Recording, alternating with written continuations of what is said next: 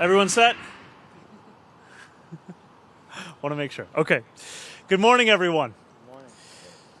Too many of our fellow New Yorkers feel a desperation too often in their lives.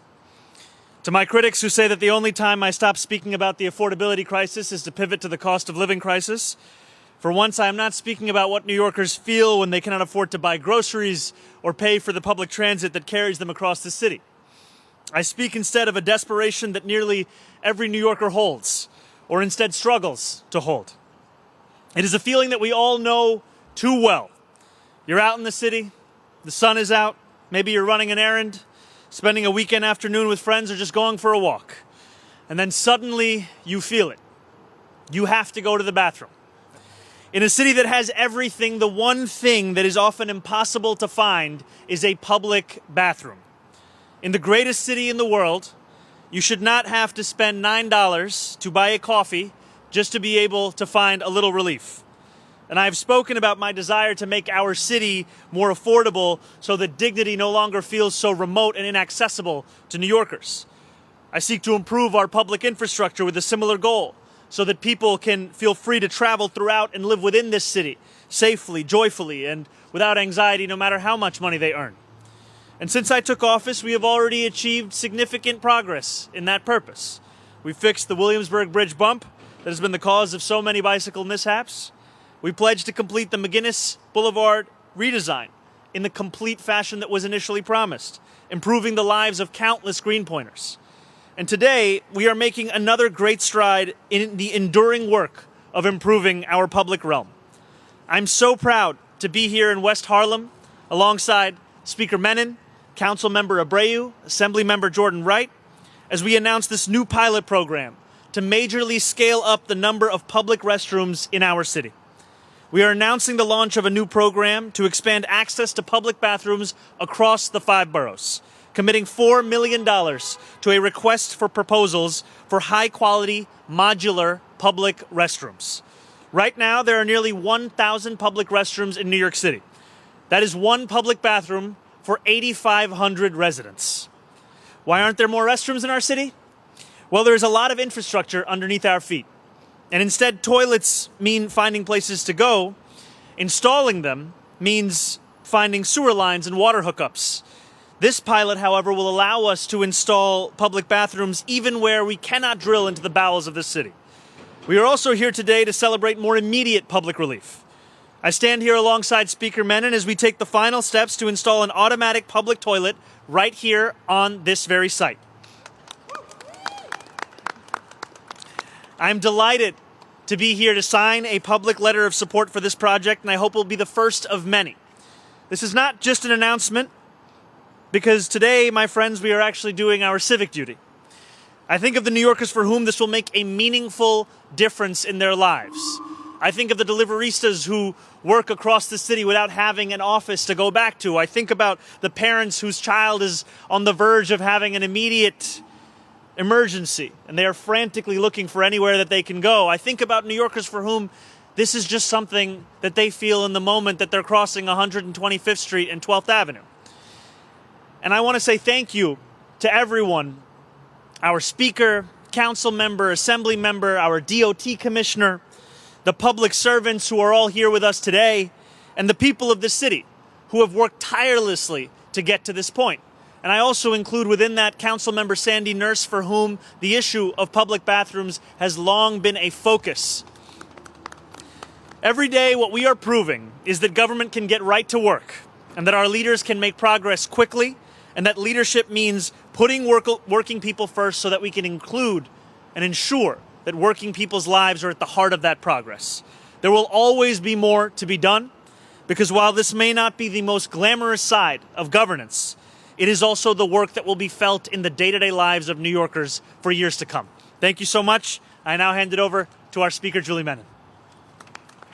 Thank you so much, Mr. Mayor. It's great to be here with the mayor, with my colleague, Councilmember Sean Abreu, with Assemblymember Jordan Wright, our DOT commissioner. Thrilled to be here with all of you. New Yorkers should not have to be worried about where to go when they have to go. And thanks to the mayor and Councilmember Abreu, we are literally flushing that worry away. People don't want to complain about bathrooms, and I get that. I'm a mom, and as a mom of 4 kids, there were so many times when my kids had to go to the bathroom, and when they gotta go, and you don't have a lot of time to find a bathroom. The council's been working on this issue, and I really want to shout out my colleague, Council Member Sandy Nurse, for her leadership. The council passed a bill last year that would double the number of bathrooms from 1,100, which is what they are right now. And if you think about it, in a city greater than 8.5 million people, to have 1,100 public bathrooms is really shameful. There are more public bathrooms per capita in cities like San Diego and Denver and St. Louis, and cities all across the country have more bathrooms per capita than we do. And so that is really what we're doing today. In talking about what the mayor mentioned about the RFP, this is incredibly exciting because before there had only been 6 public bathrooms that had been built under this previous contract. And now, thanks to this RFP, we're really changing that because we're going to be able to not have the issue of having to drill 5 to 10 feet down by having these new modular bathrooms. So it's a very, very exciting day. And so I'm thrilled to be here today because at the end of the day, we want to make this city a more livable city. And by making it a more livable city, it means making it easier for New Yorkers to access a public bathroom. So it's my pleasure now to introduce my colleague whose district we're in, Councilmember Sean Abreu. I want to thank Mayor Mamdani, a former resident of District 7, for supporting our office's request to put an automatic public toilet here in West Harlem, and for Speaker Menin's support of projects like it citywide. This investment is simple, but powerful and practical, and it will help make sure that our city works for everyone. We've all experienced it. You're out about enjoying your day, you're having a good time, but then our day comes to a full stop because somebody has to go to the bathroom, and the only place to do it is home. The fun is over, the shopping trip is over, your whole day is over. It doesn't have to be this way. Every public bathroom brings dignity and accessibility to its location, meaning New Yorkers can be out enjoying their neighborhoods more. New Yorkers weren't meant to be cooped up. We were meant to be out with our neighbors, exploring our parks, getting to know our local businesses. This is how we protect our city for everyone. Older adults talking on a bench, children running around the playground. Everybody participates. Public bathrooms are part of how we make it happen, and Mayor Mamdani has it right. We have to protect our public space and prioritize people in the process, prioritize people in the public realm. Trash containerization, expanding public bathrooms, street redesign to improve pedestrian safety. We can do it all. Mayor Mamdani and Speaker Menin are going to make sure we do. I truly cannot ask for better partners when it comes to investing in Harlem. Thank you again, Mr. Mayor. All right, we're going to sign over here.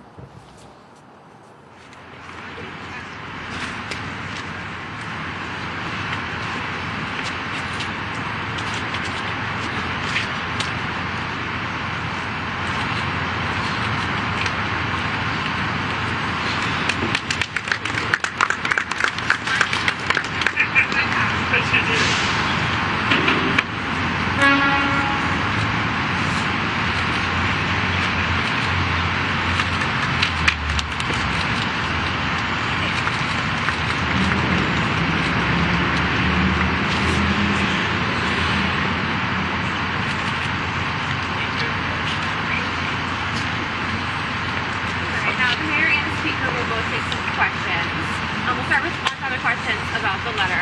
Yes, go ahead. Go ahead. Sorry. Hi. You said this is an on-topic first, or can I do an off-topic? On-topic, I mean, what are your thoughts about this? Have you heard personal complaints from New Yorkers about the lack of restrooms? And I do have an off-topic that I'd like to get to. I can tell you that I've felt this myself as a New Yorker. I felt this when I was growing up in this city as a New Yorker. As the council member said, I grew up in this district, not too far away from here. I remember coming just across the street to Fairway many a time and enjoying putting on my black puffer jacket as we went into the freezer room. And I've also felt this as the mayor, where we've had to find a public bathroom wherever we can, and you can't find one oftentimes. Instead, you look for the closest restaurant and you apologize and ask, is it possible if we could use your bathroom?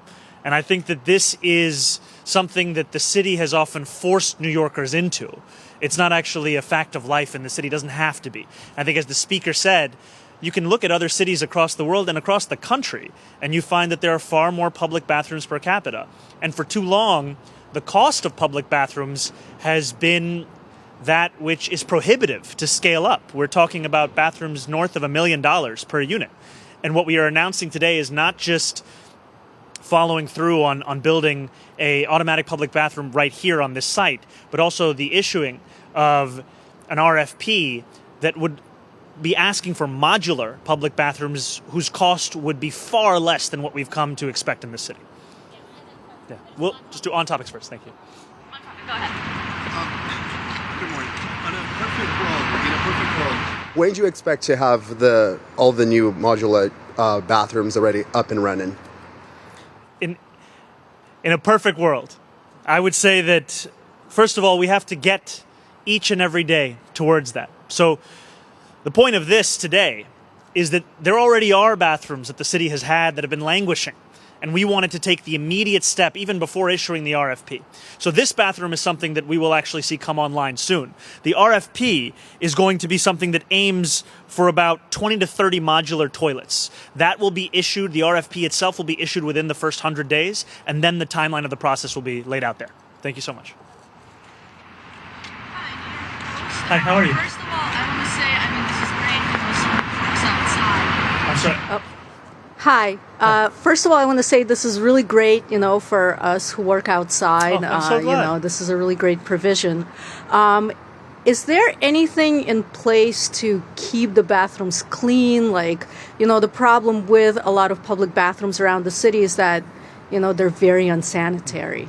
I really appreciate that, and it is also a key part of this bathroom as well as the future bathrooms that we're going to issue RFPs for. With this bathroom specifically, it's self-cleaning and it's limited to 15 minutes. It also will come with maintenance being conducted twice a day as part of the franchise agreement. Thank you. Hi, Zach, sorry. Yeah, I got a haircut, so it probably looks a bit more like Oliver. So one concern that kind of comes up, and a lot of New Yorkers can be worried sometimes about using public restrooms, especially late at night. They might not feel safe doing so. Do you have any plans or any sort of thoughts looking forward on how you might keep these public restrooms safe, especially, at night, at more dangerous times?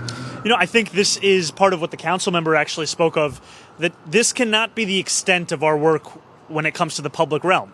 This is one part of what we will do to ensure that New Yorkers not just feel safe as they move around our city, but that they can enjoy and express themselves across the city. And I think that a lot of that comes to do with what is the focus of the city and the council on ensuring the maintenance of these things once they are actually installed. And so for us, a critical part of this is there will be that maintenance twice a day. It is a self-cleaning toilet. You never know in New York City if that's in support or opposition. Yeah, sounds like sport. Great. So that's a lot of the focus of what we're doing here, but it'll be a part of a larger vision we have for the public realm. Morning, Annie. How's it going? Going well, thanks. Two questions, one for you, the mayor, one for you, speaker, on the same topic. For the mayor, do you envision that if and when it is up and running, the Office of Community Safety would play a role in the kinds of incidents we saw that led to NYPD shootings this week? I think you said it's a hypothetical kind of question you don't want to engage in right now, but just to give some more information on what this might look like in practice, if you could address that question. That is a focus of our administration, and as we continue to look to address the fact that the mental health crisis has become a reality for far too many New Yorkers across the city. And right now what we are doing is asking the NYPD to respond to 200,000 mental health calls on an annual basis. And so while we continue to have discussions internally as to the process that we will take in the establishing of the Department of Community Safety, I can already tell you that we are interviewing top candidates who will be part of setting up that DCS. I think it's harder to speak to hypotheticals, but what I can say is that I truly appreciate the work of the NYPD each and every day in addressing everything that has been put upon them as their responsibility. And we know that officers faced a difficult and dangerous situation in which they acted swiftly. And we know that the safety of New Yorkers is also one that has to be delivered alongside the safety of officers. In its current form, is the legislation tied to this, sponsored by Lincoln Ressler, something that you would support as it stands right now? So first of all, Councilmember Ressler has indicated that he's going to reintroduce that legislation. It will go through its normal legislative process. I look forward to speaking to colleagues about it. As the mayor said, and I've been publicly saying this, I believe that we are asking police officers to do too much with too little. What we saw this week in terms of the incidents with the NYPD did a fantastic job, and I really want to salute the officers for all of their hard work. But we are asking officers to do too much with too little, which is why you're seeing an attrition rate in the NYPD each year between 8.25 and 10%. So having officers taking mental health calls and taking that out of their purview is something that would mean that we could make sure that NYPD officers are fighting crime, which has to be one of the main focuses. Support that bill? I look forward to the legislative process. As a speaker, we don't really, and this is common for the speaker, you don't get ahead of the legislative process. It will have a hearing where I will be talking to my colleagues, and I look forward to their input. My name's Amanda, by the way. I don't think I ever said that. My off topic for you is yesterday for the pro-Hamas protests that were happening, there were some people critics that said that you responded a little bit too late. We know that even Mayor Adams responded around 1 p.m. We heard that you responded around 6 p.m. What's your response to that, and what took you so long? So I actually was asked a question around that same time where I made very clear something that is consistent with my own politics and my own policies, which is not only was that wrong, but also that it has no place in our city. There's no place for support for a terrorist organization in New York City, and I want to say that very clearly to New Yorkers. Hi, how's it going? Going off of that, I just wanted to ask, you condemned the pro-Hamas chants, and I was just wondering if you had any comment on the Zionist group that was being protest. They were holding an event inside to sell land in occupied parts. I was just wondering, why you didn't condemn both sides, I guess. Well, sorry, can you say the last part? If you have a comment on the other side. Well, I absolutely am in opposition to the sale of land in the occupied West Bank. It's something in violation of international law, and that comes from my belief in the importance of following international law. Thank you. Thank you very much. Thank you all.